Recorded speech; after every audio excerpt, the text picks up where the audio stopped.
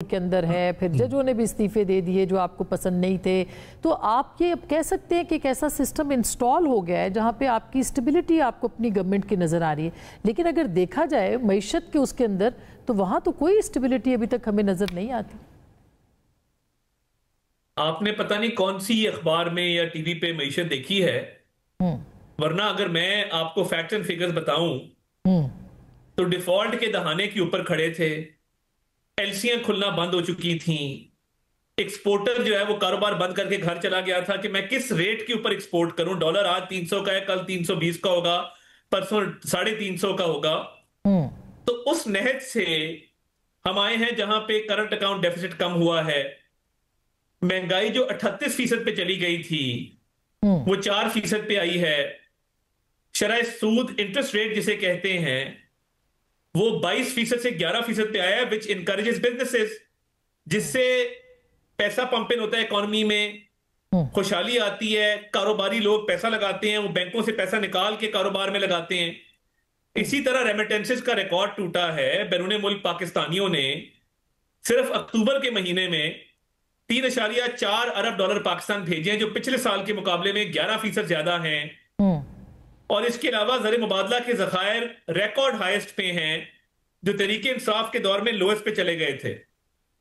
और आम आदमी तक इसका असर पहुंच रहा है कि गैस के हवाले से कनेक्शन खोले गए हैं, आरएलएनजी के, बिजली के हवाले से रिफॉर्म्स किए गए हैं, पर यूनिट उसकी कॉस्ट पिछले दौर से कम है। मगर अतार साहब ये देखिए इकोनॉमिक आप मैं आज ही के डॉन के अखबार की रिपोर्ट आपके सामने रख रही हूँ कि इस वक्त खसारा जो है पाकिस्तान का वो 733 मिलियन डॉलर रहा, जो कि गुज़िश्ता साल इसी बरस जो था वो 206 बिलियन डॉलर था। फिर अक्टूबर में, सिर्फ अक्टूबर में 112 मिलियन डॉलर का खसारा रिकॉर्ड किया गया है। बरामदात में कमी हुई है, दरामदात में इजाफा हुआ है, रिकॉर्ड कर्जे लिए गए हैं, बैरूनी कर्जे रिकॉर्ड लिए गए। तो आपने बिल्कुल जो पिक्चर पेश की है वो पिक्चर तो यही कहती है बैरूनी सरमायाकारी। मैं तो फैक्ट एंड फिगर से बात कर रहा हूं जी। मेरा कोई भी फिगर आप उठा के चैलेंज कर लें। और देखिए पब्लिक डेट की मैं अगर बात करूं जी, वो तकरीबन 1.3 अरब रुपए से, तो 1.3 खरब रुपए से वो नीचे आया है एज कंपेयर टू 2019। ये आज की रिपोर्ट है और मैं पढ़े देता हूं कि Pakistan public debt fell by 1371 billion जुलाई से सितंबर इस साल में। पहला डिक्लाइन है 2019 ऑनवर्ड्स। तो देखिए मैक्रो इकोनॉमिक स्टेबिलिटी मैं नहीं कह रहा, आप मेरी बात पे ना जाइए। फिच की रेटिंग्स इंप्रूव की, मूडीज की रेटिंग इंप्रूव की, आईएमएफ आपके रिफॉर्म की तारीफ कर रहा है, वर्ल्ड बैंक कह रहा है कि आपने बहुत अच्छे रिफॉर्म्स किए हैं। एफपीआर के रिफॉर्म, जो टैक्स कलेक्टिंग एजेंसी, किसी हुकूमत ने ये नहीं किया जो शहबाज शरीफ साहब ने कर दिखाया कि शहबाज शरीफ साहब ने सीरियस लिया टैक्स कलेक्शन को। आज मैं बतौर फेडरल मिनिस्टर चेयरमैन एफपीआर को फोन करूं और कहूं कि फलां शख्स को फलां टैक्स विंग में लगा दें, आधे घंटे में वो बंदा मुअत्तल होगा जिसकी मैं सिफारिश करूंगा। सिफारशी कल्चर खत्म है।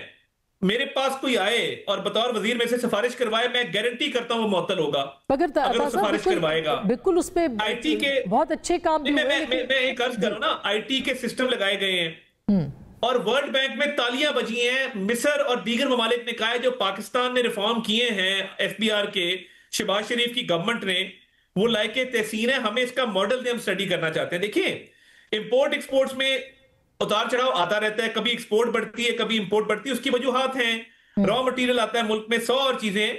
मगर दुनिया के मालियाती इदारे, मालियाती जरीदे कह रहे हैं कि पाकिस्तान का डिफॉल्ट रिस्क खत्म हुआ है और इकोनॉमी ऑन द राइज है। यही वजह है कि स्टॉक मार्केट दिन ब दिन जो है वो नए रिकॉर्ड कायम कर रही है, वरना ये कभी भी ना होता अगर इन्वेस्टर्स का कॉन्फिडेंस पाकिस्तान में ना होता। अब मिस्र की तो कोई बहुत आइडियल इकोनॉमी नहीं है, लेकिन चलिए मैं इस पे बहस नहीं करती। चीनी की क्राइसिस, चीनी का बहरान आपकी हुकूमत में आ गया। इस वक्त 200 से जायद, बल्कि 225 के करीब चीनी पर किलो पर केजी बिक रही है।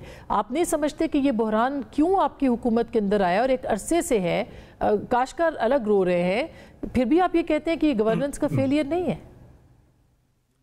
देखिए चीनी के हवाले से मैं बड़ा क्लैरिटी के साथ आपको बताना चाहता हूं कि जो मिल रूल्स एंड रेगुलेशन को वायलेट करेगी, पहले भी छापे पड़े हैं और बकायदा क्यूआर कोड अब बोरियों पे लगाया गया है, स्मगलिंग बंद की गई है और रेस्ट अश्योर्ड चीनी की प्राइसेस कंट्रोल में रहेंगी।